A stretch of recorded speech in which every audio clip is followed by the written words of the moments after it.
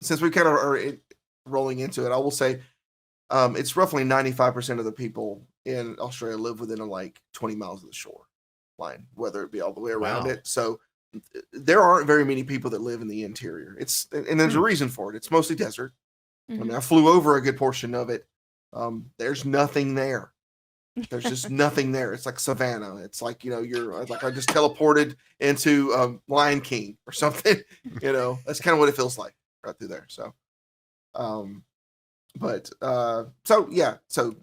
for those who didn't know, I'm sure if you're a normal listener, I did a dream trip to Australia and New Zealand. I was gone for 16 days. So, roundabouts, took vacation from work for about 3 weeks, which they were kind of like, go do it, man. And, have fun.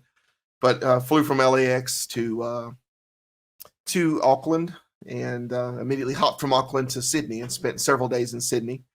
Got to go around, got to I actually got a souvenir. I don't know how well you guys can see this. You probably won't be able to read what it says, but this is an actual bolt from the Sydney Harbor Bridge. Yeah. Like a rivet that they would have used originally there. But it's just kind of a commemorative plaque. And speaking of the Sydney Harbor Bridge, I walked up that thing. Okay. I actually climbed it, climbed up the top of the Sydney Harbor Bridge, went over and went back down. Not just that, in the rain. Oh. It was in the rain. I popped my head up and all of a sudden, powers that be decided to turn on the sprinklers. And it was it was fun. They've got steps and stuff as you go up, but you look down and there's a river running down the beam. So if you have to pull up an image of the harbor bridge, you can kind of imagine like a bridge that just kind of crests and goes over. That's kind of like an arc. Yeah. I was gonna say, I was gonna say we got some pictures. You have some pictures. I totally didn't prep pictures. I'm horrible about this, but no, yeah, we can feel free if you guys want to pull some up and then show them while I'm talking. That would be perfectly fine. But yeah, Sydney itself. I'll just hit on the Australian culture. From the limited amount of time I was there, Australia is kind of a mix between American and British culture. Mm-hmm. But they're more American than British. I mean, they're in the British Commonwealth, so they drive on the wrong side of the road, right? And they have a lot of things that are very British. Their plugs are weird. I had to have a converter. Yeah, there we go. Yep. So basically on that the Sydney Harbor Bridge, I started off on one of those big columns on the outside, and then went across the bottom, came back, and then went up and to the very tip top of it where those flags are. And then took a bunch of pictures, turned around, came back down. So I was up there when it was pouring rain. It was about, I think they said it was roughly 650 calories that we burned. Just going through there. So it was a good solid. Yeah, it's a workout. Wish I had a Sydney Harbor Bridge. Yeah. We have a walking track near the house. Yeah, but it's not the Sydney Harbor Bridge, though. No, but I'm not paying that much money just to go burn 650 calories.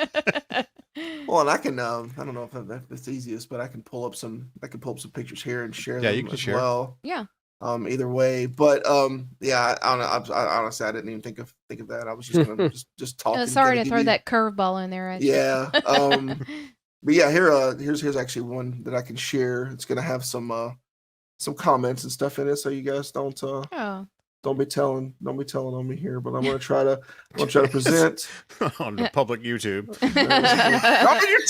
Don't you tell anybody, Ricky Bobby. Let's see, share screen. Select window or screen. Oh my gosh. Uh-oh. Is this the right one? God, I hope so. There we go.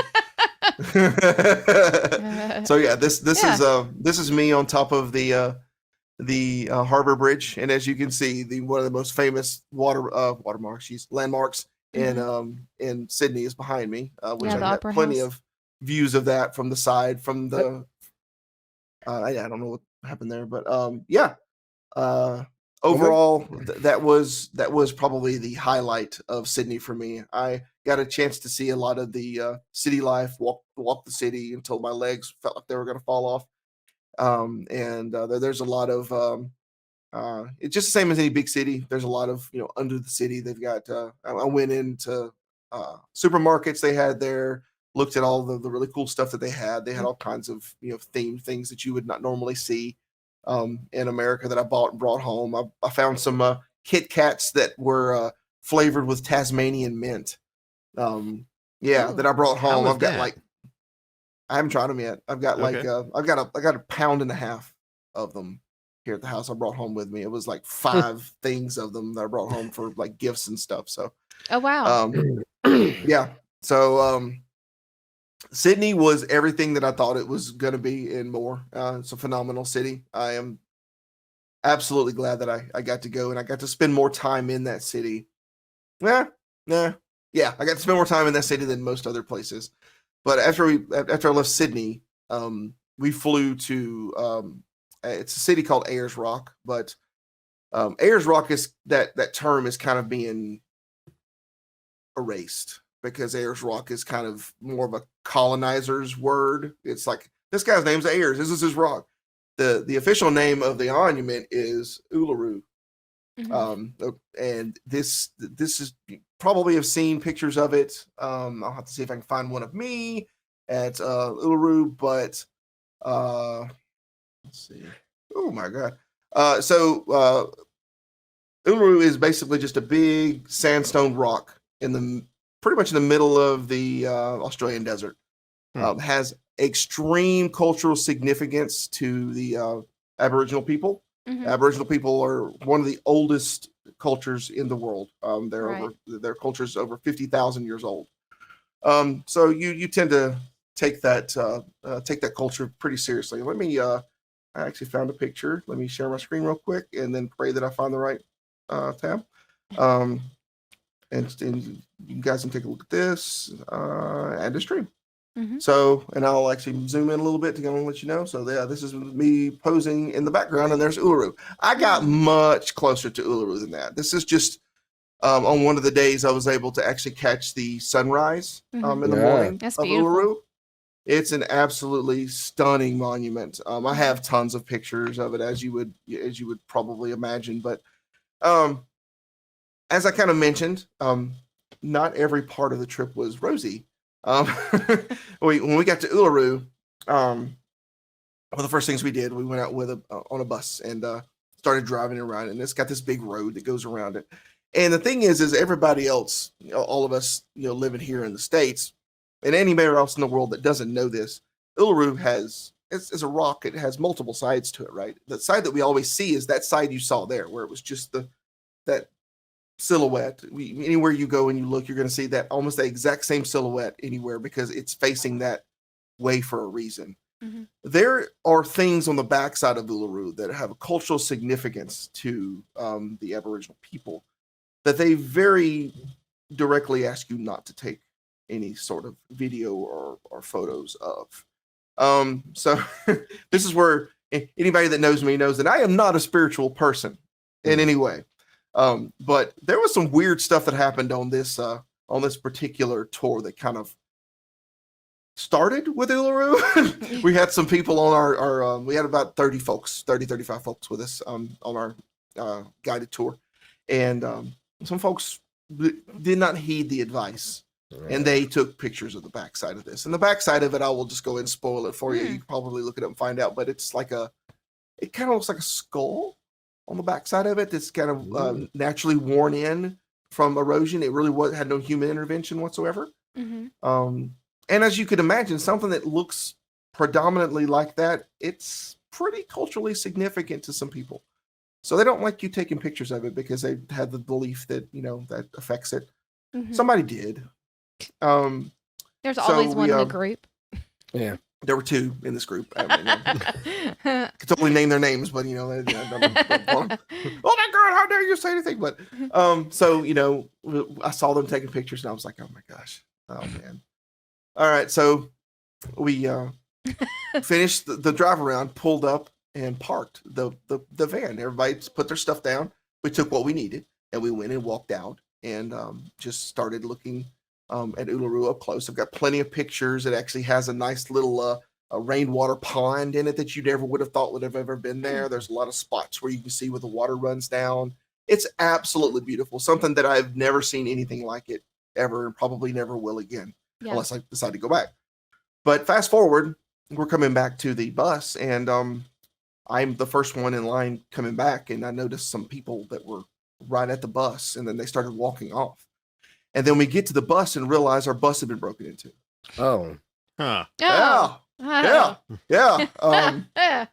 So they, it turns out it was some Aboriginal youths that had taken it upon themselves to break in and steal any currency they could get a hold of. They even stole American dollars, which they said it was hilarious because they can't do anything with it. There's no currency exchange there. There's literally nothing they could do with it.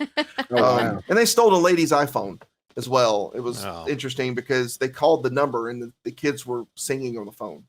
And they knew they were in trouble, and they were at there's a cultural center not too far away from Uluru that you can actually, that the Aboriginal ladies and men will go there and they will make artwork to sell. That's how they make their money. And these kids were at the cultural center. So it was really easy to find them. They knew exactly who they were. They just couldn't say it. But they said it was very bold that they did that in daylight. This was like at 3 o'clock in the day they did this. I did have a scare because my passport had been taken out of my backpack. And I thought I'd lost my passport. That was like the only thing that was taken out. But they were just looking for money in it because a lot of times people will put money in their passport. And they just threw it across the bus, and I found it. So really, I didn't lose anything. We had some people who did lose money. We had some people who lost clothes. They stole a couple of other clothing items. So that was not the start of the trip, but it was kind of like it happened right after that weird thing. And then we started having some other strange things that happened that weren't nearly as bad. Like, I will tell you this. If you ever go to Australia, there are two domestic airlines there of note. One of them is Qantas. Qantas is a very good airline. They're on par with Delta, American. They're pretty good. They're a little more laid back on domestic flights than we are here. Made Then there's famous by Rain Jetstar. Huh? Made famous by Rain Man. By Rain Man, right? And then there's Jetstar. Jetstar has a logo that looks like Rockstar's logo.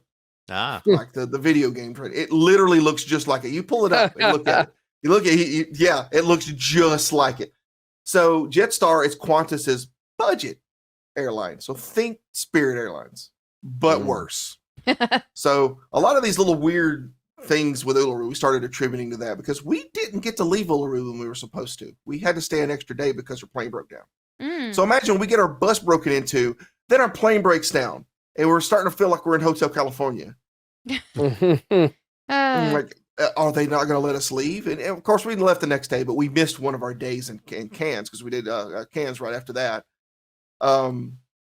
So overall, that was probably other than some weirdness with how crappy Jetstar is.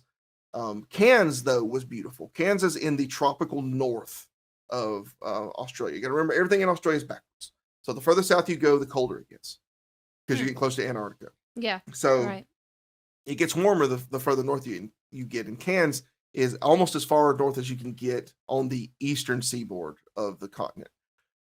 So basically, Cairns felt like home to me. It was pretty much the exact same temperature that it was here when I left. Maybe a little more humid, which I know that's hard to believe for us Alabamians. It was actually more humid than it was here. But I did get to go to the Great Barrier Reef. Oh, nice. Yes. I took a boat out to a island called the Low Isles, which is right on the edge of the Great Barrier Reef. I got to see my first giant clam, and those things are terrifying. Is it the gig ass clam, as they call them? I don't know, but it's a term. Gig ass. I'm on it. Gig ass clam. Animal Crossing taught me that. Yes. Actually, no. That is no. No, that's not the same thing. No. This thing, okay, look. I was out in Low Isles, and they had this whole thing. Look, I'm not much of a snorkeler. I had a bad experience with snorkeling. I don't do that. I don't do snorkeling. And I have a low-level thalassophobia, which is a fear of things and unknowns in the water. So I pushed myself through it. I was like, I'm in Australia. I'm going to go to see the Great Barrier Reef. I want to see stuff. And then we get in this glass bottom boat, which I knew I'm safe as a boat, right? And then we're floating over, and all of a sudden I see a giant clam. And you look down and you see its little rudimentary eyes looking at you. Yeah. And then it starts to close up. this thing, I kid you not, was the size of a couch. Wow. Oh, wow. It Huh. was terrifying, but awesome. And I saw 3 of them while I was on this glass. I actually got off the glass bottom boat, and then she said, "Sir, you need to get off." I was like, "No, I'm doing this again. I'm riding this again." So I rode it back to go the other direction, back to the catamaran that we came in on, and then rode it back to the shore. And I spent the majority of my time just kind of tooling around there, picking up shells and putting them back down because you can't take them out. Just kind of looking at things. But I will say, if you ever do decide to go to Australia or New Zealand, bring sunblock because they actually have a hole in the ozone above them there, and you will fry.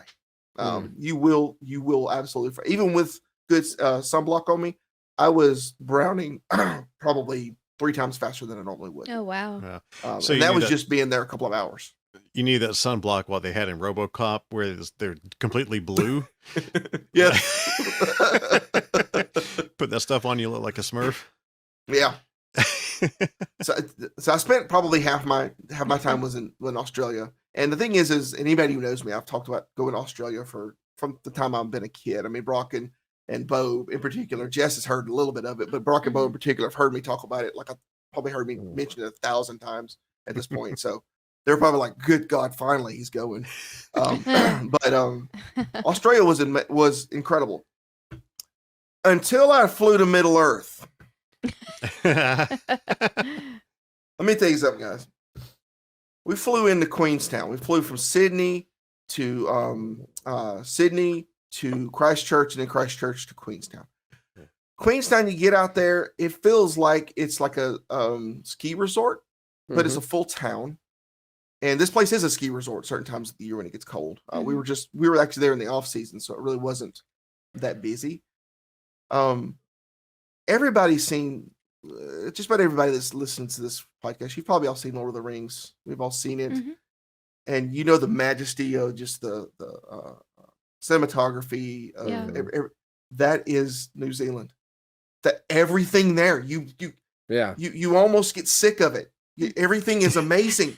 You can't you close your eyes and look, and it's like, unless you want to stare at a wall in a hotel room, that's New Zealand. I don't understand how these people live there and aren't like bragging about it on the internet to everybody. Like, you guys, I mean, you guys may have, freedom or whatever you guys say over there, like, or all your American stuff. But I have Middle Earth. So, this place we went to Milford Sound, and some of the most iconic photos I took of the entire trip. One is actually my cover photo on Facebook that I can show you right now is actually from Milford Sound. Let me see if I can share this one again. So as you're pulling it up, that just a note to the government of New Zealand, that is now your official slogan for a t-shirt. It's so amazing you might get sick of it. Yeah. Yeah. It's I would like to know what that feels like to be so just disgusted by the beauty that is surrounding me. I mean, I really would like to understand that. So this to give you guys an idea. Gorgeous. This is that's actually in Milford Sound. And yes, it looks like that. Isn't that where they sail away? It looks like the place where they sail away at the end of Return of the King. When they're on the boat and they go. I don't even know. Sailing away. Yeah, it kind of looks like Isengard. I don't honestly. I don't even know. Because everything there looks like when you're in there, you're like, yeah, this looks like this was this scene. Looks like this was this scene. Like you're thinking. The only place that I went to was Skipper's Canyon, and I was someone there was actually able to tell me that the place that I was at was actually where they filmed the scene where Arwen was getting away from the ring race at the river, where she called the horses, the water horses, and they just she kind of went over them. I actually saw that scene, and man, I ain't gonna lie, I teared up a little bit. I was like, I'm not a huge Lord of the Rings fan, but it was so incredible. Imagine going to like Gatlinburg and like Pigeon Forge area that has some beauty there. Yeah, this is what we have to compare. But not like. Oh, I know. Like the mountains, but like make that times 1,000. Yeah. Well, that's like you said. You talk about for Lord of the Rings, like the scenery is much a character of the movie as any of the actors. So yeah, I know what you mean. It's beautiful, man. there's no picture that I could have taken or video that I could have taken that would adequately explain just how incredibly beautiful that place is.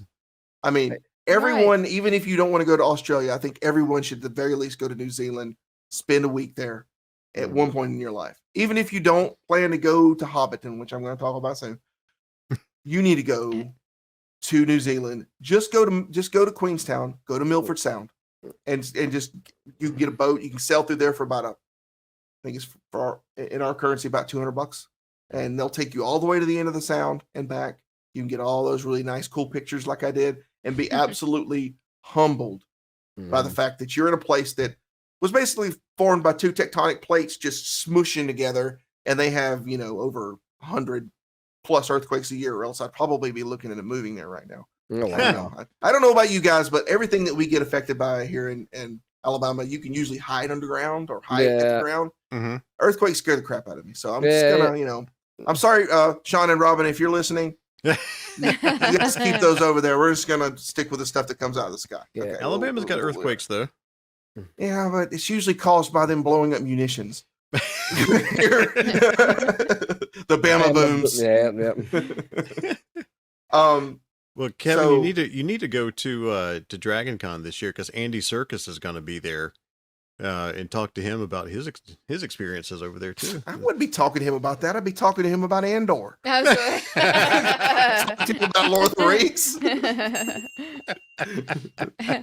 One way out. One way out. Love it. But yeah, spent almost the same amount of time in New Zealand. Went to the northern portion of New Zealand, and actually, the highlight of the trip, other than going to Uluru and all the Australian stuff, was of course Hobbiton. And that place is as amazing as you would think, because you will never see another Hobbiton anywhere else. That's like the only places you have to go there to see it. And it is everything that you would think. The only thing that I guess because I never really watched the behind the scenes stuff, but there are human-sized hobbit holes, and then there are hobbit-sized hobbit holes, and they use forced perspective to make it appear as if the humans are shorter than it. So it's interesting. So like whenever I had a picture of myself at Bag End, which I don't know if I'm going to risk another share again. Let's see. Why don't you pull from if you got them backed up to your Google photos, you can at least bring those up. Your cloud that's a good idea. Cloud photos without having to worry about sharing. Well, listen to Mr. I'm going to make sense here. Yeah. Yeah. I could actually that makes way more sense. My God, man. Oh, another thing that I didn't want to miss out on, that I went to in Queenstown, was they have these things called ice bars. Ooh. That it's a bar literally made of ice. You go in and you put on a big heavy jacket. And I'm glad that Bo, you said that, because I've got one that I don't mind just sharing here. We'll add this to the stream. But yeah, just to kind of give you guys an idea. This is more of Milford Sound. Golly. This place is insane. You just can't even. My goodness. I am disgusted by the majestic beauty. Yeah. I'm so sick of this. Yeah. I mean, we got, Oh, wow. Isn't that crazy? Getting soaked by that thing too, by the way. It was and there's me. Oh, and, my goodness. And I mean, look at that. Does that not look like something out of Lord of the Rings? Is that not crazy? Yeah. That is so beautiful. And then, of course, I saw one of our tour guides for Skipper's Canyon had an Isildur tag. All of them had Lord of the Rings tags. I got to ride in Isildur. I was the original betrayer. It was amazing. And then I got a big panoramic. That's Skipper's Canyon. Oh, yeah, night. Yeah. That's me in Skipper's Canyon, and those are our safari guides. That's the scene I was just talking about. Yeah, where the corner. That's where they filmed the pile of Arwen getting away from the ring race. Yeah, man, that's gorgeous. Yeah, we rewatched the movies here. And here is the ice bar. Ice bar. Yeah. It's basically like a big basement. Cool. And yeah. Nice. I hope you didn't lick literally the sculptures. Cool. Well, I'm I want to keep it a little PG here, but there was a particular sculpture off to the side on the bar that was in the shape of a piece of anatomy, and you could take shots from it. Oh. No, thank you. Yeah, that's kind of what I said too. Yeah, here's me kind of here's me kind of even the drinks are made of ice, like the cups are made of ice. That's so awesome. So you like drink out of it and then you just go put it in a little ice trash can. So I'm assuming it's artificially that temperature. Yeah. Yeah. So it just man. It was very, very cold. I think they said it was like it was minus 12 degrees Celsius, which do the math if you want. But which, I'm sure it was cold, but like unfortunately no wind, so at least it was tolerable. Yeah. And there was a stop that we made in New Zealand where I forget what it was. It was in a big sequoia. They have like the sequoias there. At some point they just decided to plant them just to see how they would grow. And they figured out that it just took them too long to grow, and they just didn't want to wait for them to so they could use them for lumber and stuff. So they just let this forest continue to grow, and they've basically made Kashyyyk on this place. I was gonna say, is that the holding baskets for Ewoks or? It looks like it. I seriously, I was geeking out, and all my tour people were like, "I don't know what you're talking about." I'm like, "You guys suck. You guys freaking suck, man." Okay.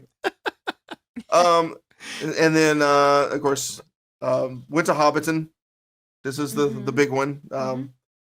It is every bit as awesome as it sounds. Now that you can't really see a good picture of it up here, but that tree at the top, it's the only tree that has never changed because it's 100% artificial. The tree that comes out of Bag End. It has over 20,000 individually made leaves on it. Oh, wow! And they're all like of a fiber that it just doesn't go bad. It just and that stuff's like getting on well over 20 years old now. That's crazy. Well, now keep in mind though they did redo this for Hobbit. Oh, that's for Hobbit. That's right. But Yeah. still though, that's pushing almost 10 years now. So just to kind of give you guys a little bit of backstory, I'll hop out of this real quick. Give you guys a little backstory on Hobbiton. So Hobbiton is on a 1,250 acre farm. That basically when they were trying to figure out where they wanted to do the Shire, they were doing like a big flyover of let me kill this real quick. But they were doing a big flyover of that part of New Zealand, and Peter Jackson just said, "This is where I want it to be. It looks right. The hills look right, and when you start getting close to it on a bus, you start noticing the hills start to change a little bit." And I could see what he saw. It's like, this is what I want the Shire to look like, because this is the only place in the country that I saw that looked like this. And so they just landed and approached the owner. And basically the Shire, believe it or not, is only about 12 acres of the 1,250 acre farm. So imagine you're in, and granted, I'm sure it was different when they were filming, but you're looking at the Shire, and then you look over and it's like sheep, cattle, sheep all the way around you, because it's an active farm. And this thing's a moneymaker, and it's owned by the family that owns the farm. But I'm sure they have licensing fees for new line and everybody that owns it and everybody all the way down. But yeah, you just the gift shop's right across the road, and you start there, you get on the bus, you go across and go over a couple hills. Pretty soon you see that little Hobbiton sign, which I kind of showed you here, and behind that is when you actually go into Hobbiton, and Hobbiton is exactly what you would expect. It looks exactly like it does in the movie. Nice. A lot of times you go to like Universal Studios and things like that, and you can tell or you go to movie sets and you can tell not too long ago I went to the town of Spectre, which was from the movie Big Fish, and it's down in Montgomery, Alabama, and you can tell that's a set, right? These you can tell they're a set too, but the only thing that you can tell is when you walk into Bag End, there's nothing but dirt there. You open the door enough, the door will open enough to let you in, but there's nothing but dirt there. But they're in the process of building 2 new Hobbit holes below Bag End that are fully furnished on the inside. Oh wow! That you can walk into, which is the first. None of these were ones you can go into and like stay or go into and explore.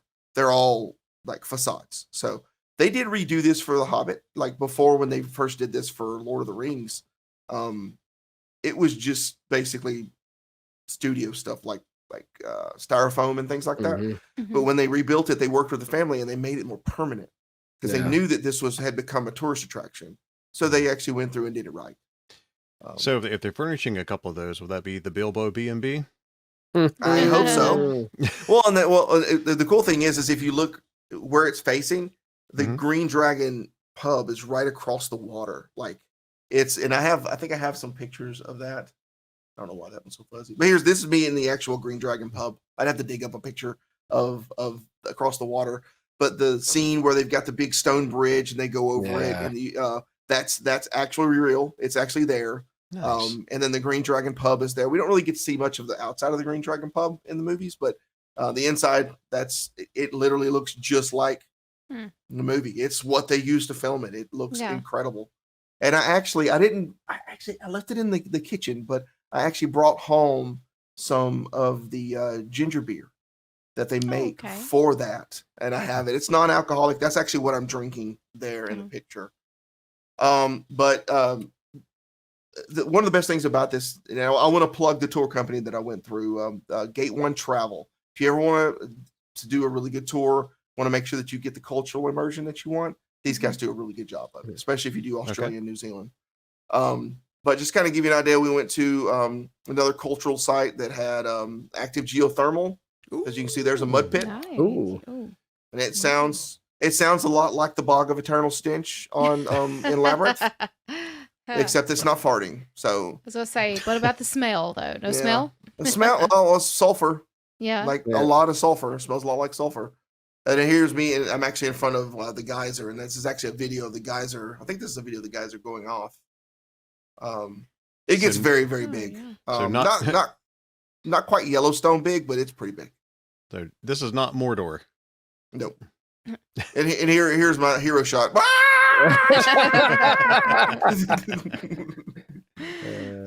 That was me going over to Low Isle, and probably the thing that the capstone of my trip, which was the most amazing thing that happened, I think, to me personally, was we went to this the Waikiki. I'm totally gonna butcher it. I am so sorry, guys.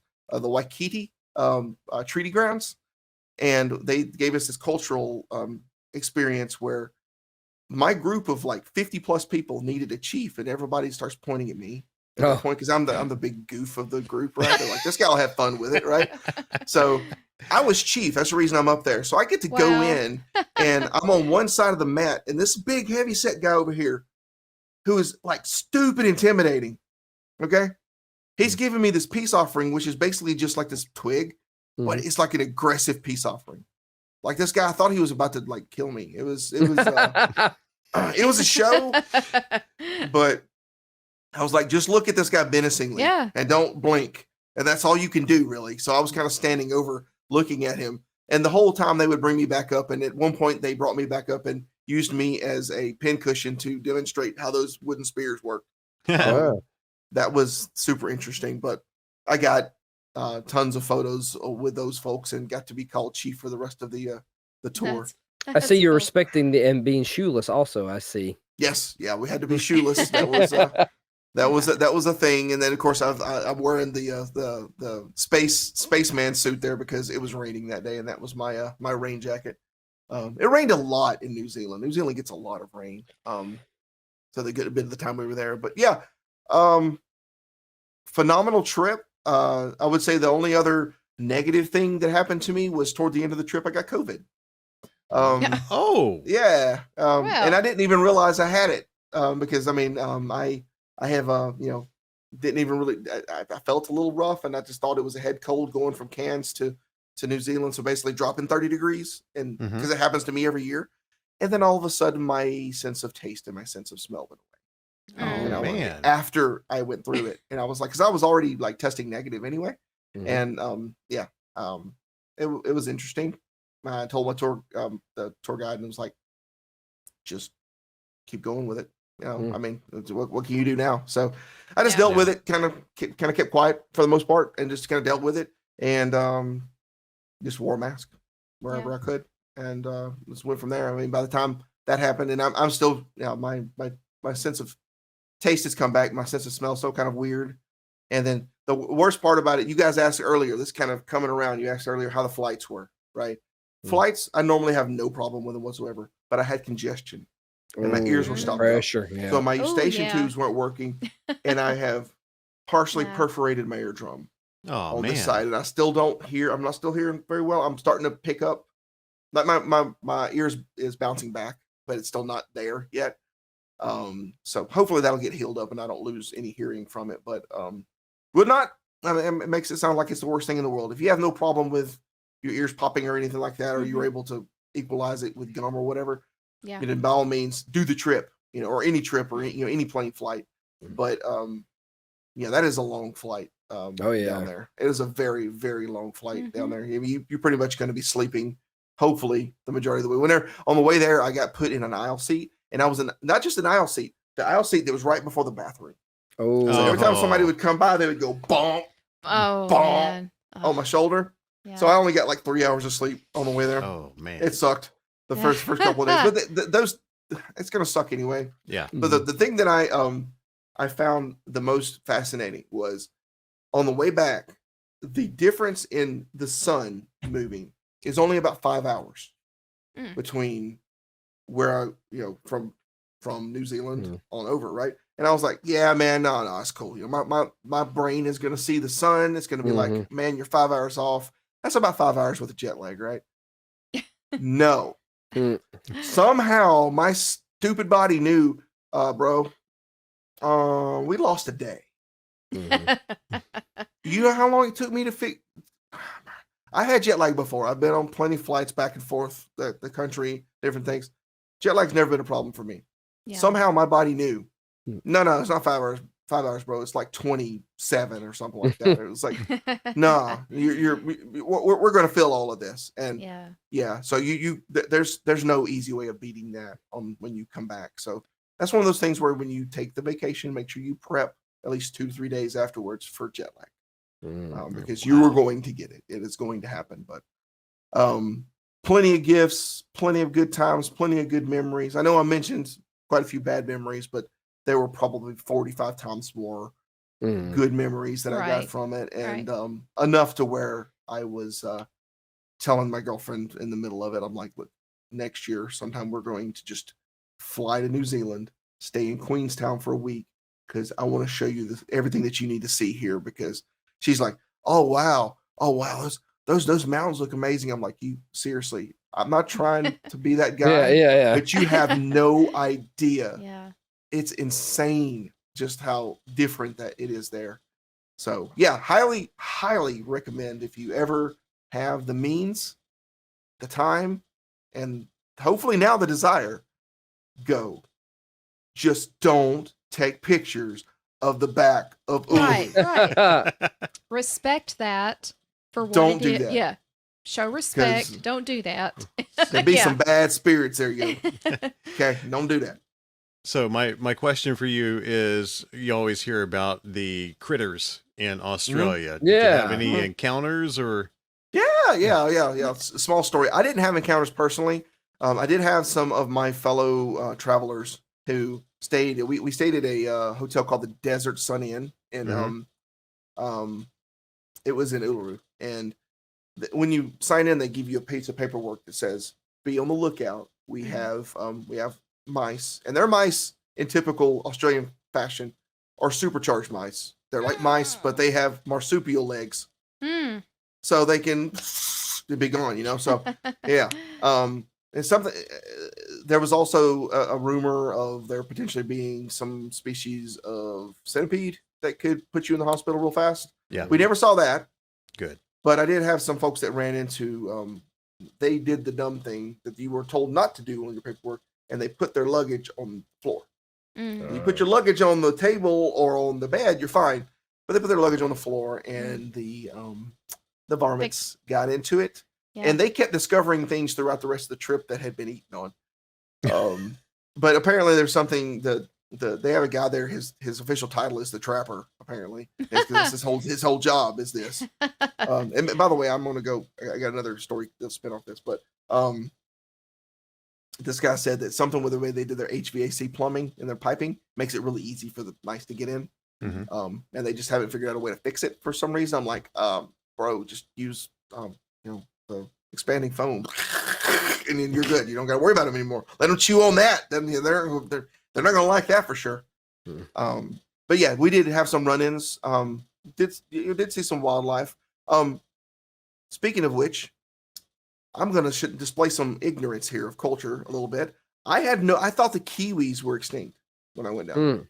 I had no idea kiwis were still a thing because I had mixed them up mentally with dodo birds. But kiwis are alive. The kiwis are actually a species. They're endangered. And that place, the last place I showed you, they actually had a nursery there where they were actually nursing along and breeding kiwis. So we get to see them. Kiwis are nocturnal birds. A lot of things there are nocturnal for some reason.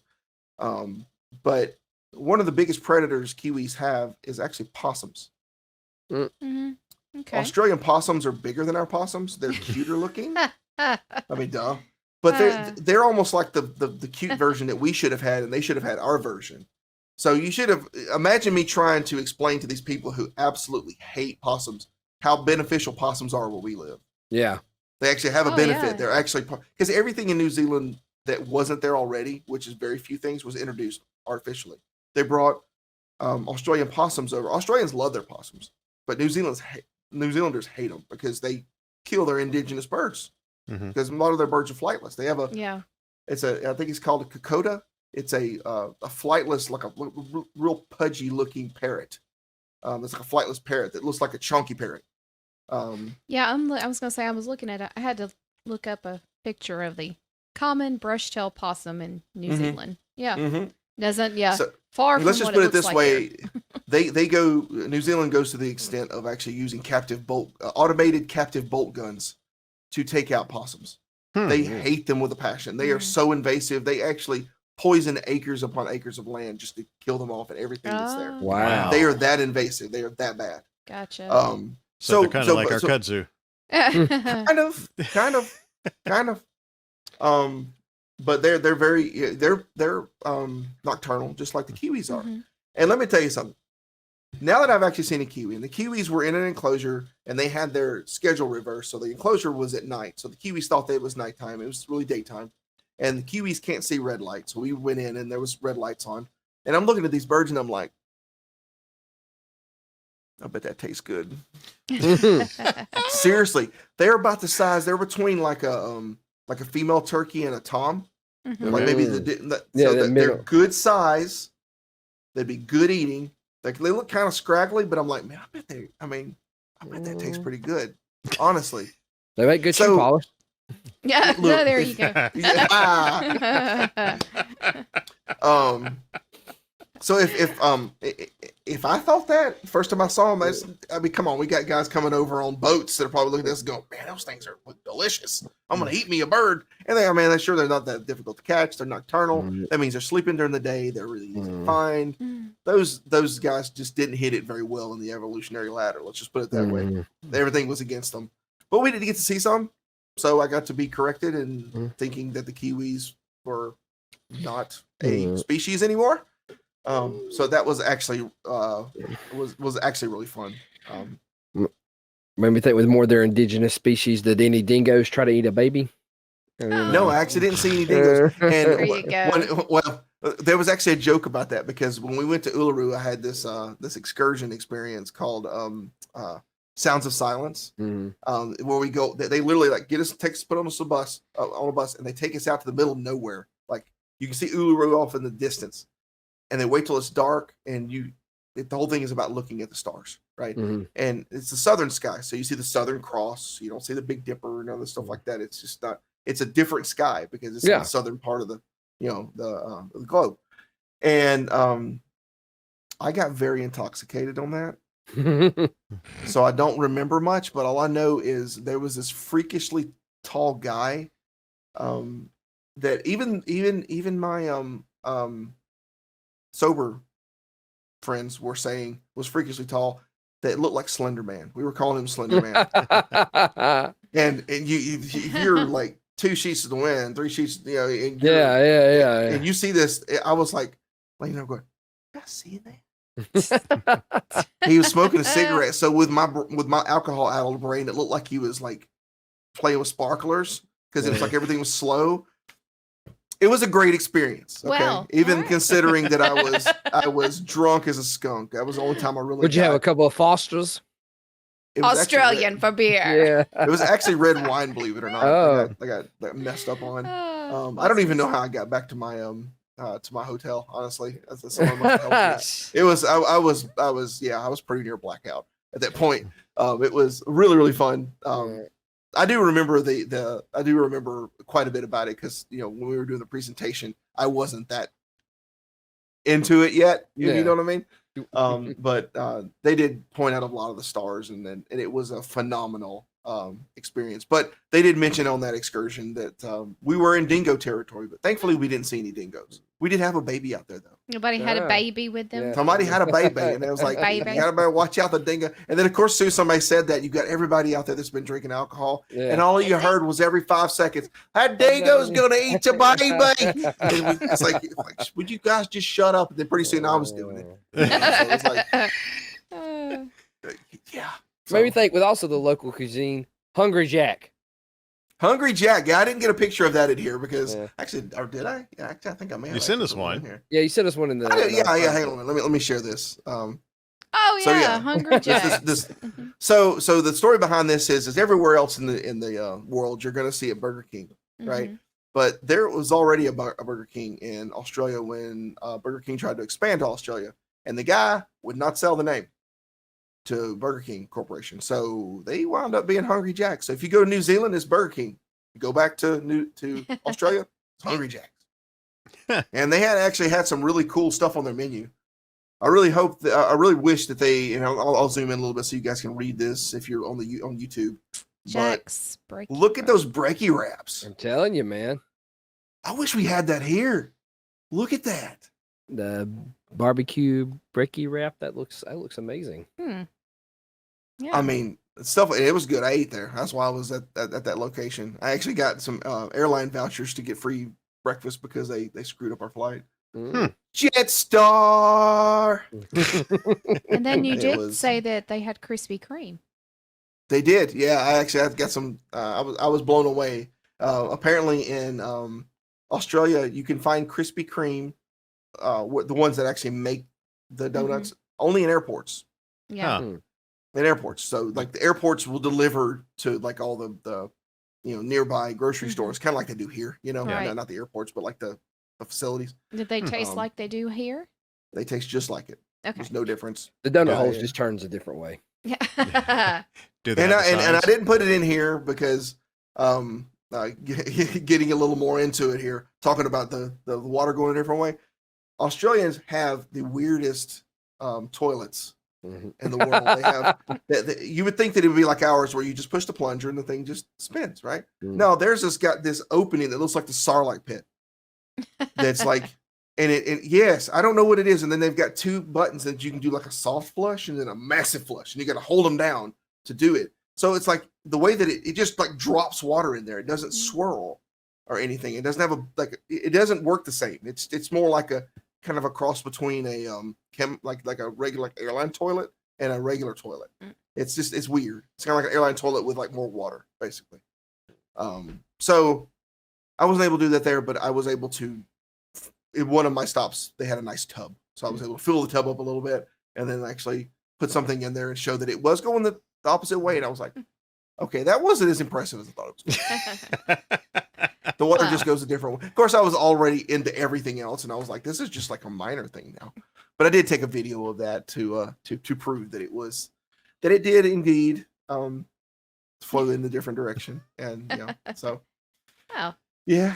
So phenomenal trip, guys. If you ever had the opportunity, I would highly encourage going. That is a big amount of time, and over 95% of the people in our group were retired, which made for some fun getting around with some points. It really wasn't that bad, but everybody in our group thankfully was very mobile, and was able to get around fairly easily. So, I highly recommend it. It was a heck of a trip. And if I do wind up getting hearing loss from my eardrum being perforated from the pressure, it's a small price to pay for being able to go and see something so incredibly impressive. Absolutely. And just just how much like us they are. Yeah. Like it's still civilization. It's still the same thing. You know, they just have a different flavor down there. Yeah. You know, and I did, by the way, in the event that you guys ever want to try it, I brought home some single serving packets of Vegemite. Yes, I'm curious. Yeah, definitely curious. We're gonna have to get together with you. I mean, we still owe you Coke bottles from Galaxy's Edge, so yeah, we need to get with you soon. And, I'll give you some single servings of Vegemite, and you can try it. And I have some ways that were recommended of eating it from actual Australians. They're like, yeah, the way you guys tried over there, no wonder you hate it. Blah blah blah blah blah. You should try it this way. And it's like, I wonder if we can deep fry it. That's actually a really good point. Let's see if we can figure out how to. Because the thing is you can buy Vegemite at like Walmart. You can buy it at Publix. It's not that difficult to find. Yeah. So if we can figure out a way, because it's really, I mean, granted, you probably most people hate it, but it's really not that bad. I could definitely see how we could figure out a way to fry it because we're Southerners. We can figure out a way to fry exactly. It. Yeah, sure. No problem there. Yeah. Well, fantastic, man. I am so thrilled for you and the fact you got to do that. And I loved hearing that story. I really wanted to get that from you during this episode, and I appreciate you sharing all that. For sure. Yeah. Sounds like a wonderful time. I know my daughter has wanted to go to Australia, so we may have to all pile up and all take a big trip together. I go with you. Again, I'll go back.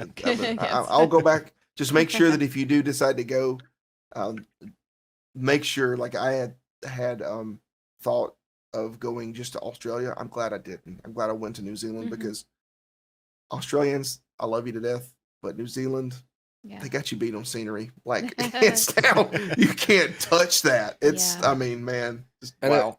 I know for me, like if my family took it, I know my wife, she would want us to go to the Australian Zoo, Steve Irwin Zoo. I believe that would probably be like that would be like our required, like we'd have to go there before we did anything. That's one thing that I missed that I really would have liked to have gone, but it just wasn't in range for what I. Well, I'm about to say because it's like it's like hours away from Sydney, isn't it? Yeah.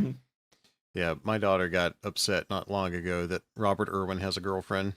That guy's like the most eligible bachelor on the planet. That I mean, who wouldn't want to be dating an Irwin? I mean, God, that's well, and just how wholesome he is. You know, just like his dad. Yeah.